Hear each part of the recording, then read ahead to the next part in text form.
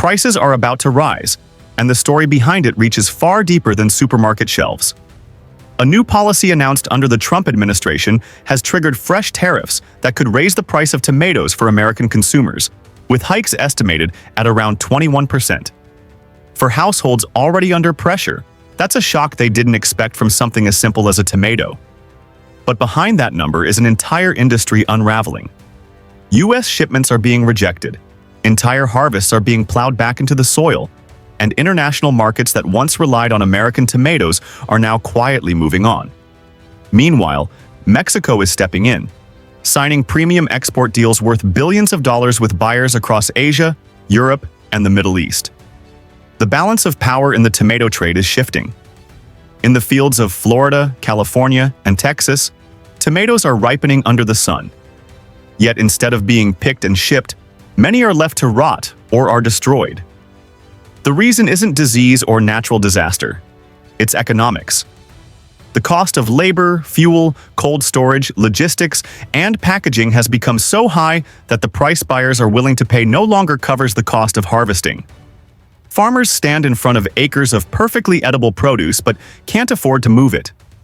In many cases, they make the hard decision to plow it under. For them, it is better to destroy a crop than to lose more money harvesting it. Storage facilities across the country are filled to capacity, and in many cases, shipments that do make it to warehouses are being rejected. Not because the product is poor, but because there is simply no demand. Buyers that once signed long-term contracts with American farmers are walking away. Entire business relationships that took decades to build are collapsing. And for growers, the future looks uncertain. At the same time, Mexico is seizing the moment. While the United States struggles to adapt, Mexican exporters are building trust with international buyers. Their pitch is simple: consistent quality, dependable delivery, and competitive prices. And buyers are listening. Mexico's tomato industry has invested heavily in modern greenhouse operations. These controlled environments allow growers to fine-tune conditions, light, water, nutrients, and temperature, to produce tomatoes that are uniform in size, color, taste, and shelf life. These are the very standards that international supermarket chains and distributors demand. The U.S., by contrast, still relies heavily on field-grown tomatoes, which are vulnerable to weather, soil conditions, and inconsistent quality. When compared side by side, international buyers find it easier to trust Mexico's predictable supply. And beyond the farms themselves, the real difference lies in infrastructure. Mexico has invested in advanced cold chain systems that keep tomatoes fresh from harvest to shelf. Refrigerated storage and transport ensure that tomatoes arrive in peak condition, even after long journeys. In many parts of the United States, that kind of infrastructure is outdated, fragmented, or missing altogether. This disadvantage is costing U.S. growers dearly. Even high-quality tomatoes often arrive at their destination in less than ideal condition, leading to canceled orders or reduced prices. Border delays, rising fuel costs, and inconsistent inspection procedures only make the problem worse. International buyers who operate on tight schedules and slim margins have little patience for uncertainty. When every delay risks a contract, they naturally turn toward suppliers who can guarantee reliability. Meanwhile, Mexico has streamlined its systems. Exporters there rely on advanced packaging, digital tracking, and fast logistics. They work closely with their government, which supports exporters with policies, certifications, and trade agreements that smooth the path into global markets. Whether the tomatoes are destined for a supermarket in Paris, a restaurant in Dubai, or a grocery chain in Singapore, they arrive on time, consistent in quality, and ready to sell. In the United States, the system hasn't kept up with global demands. Once, America's size and volume were its advantages.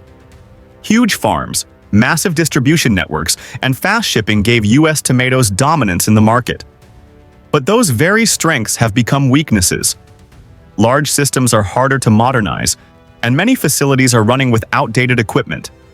Labor shortages and high costs have made production less competitive.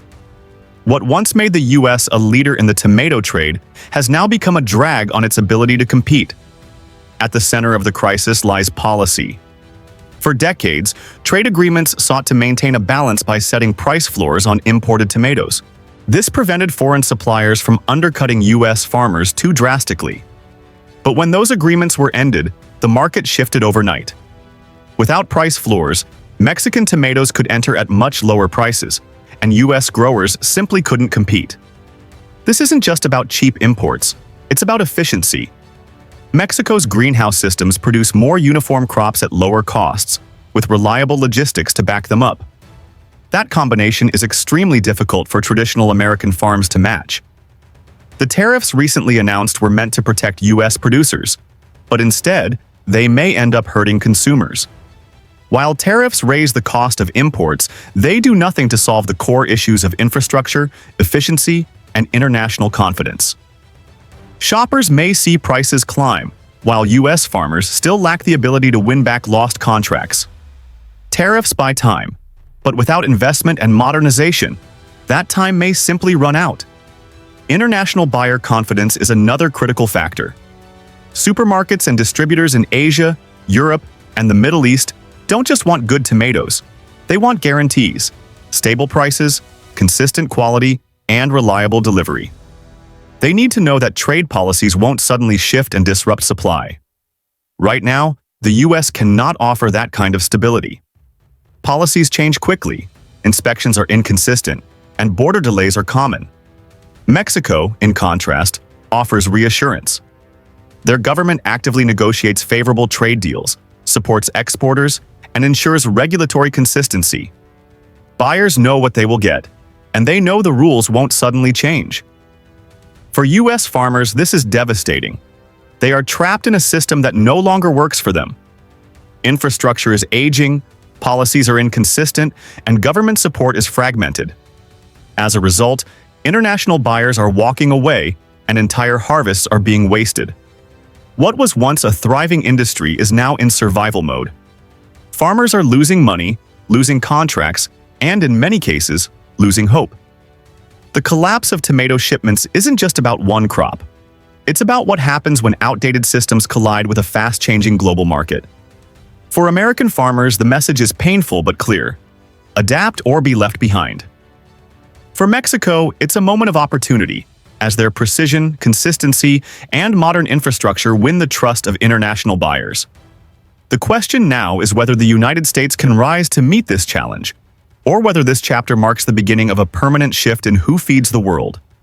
Thank you for watching this deep dive on the tomato trade war. If you found it valuable, don't forget to subscribe to Traveling Vibes for more stories that reveal how global markets shape our daily lives. Leave a comment below with your thoughts. Do you think the U.S. can recover its position, or is Mexico set to dominate the tomato trade for decades to come? Until next time, stay informed, stay curious, and keep traveling with us through the stories that matter.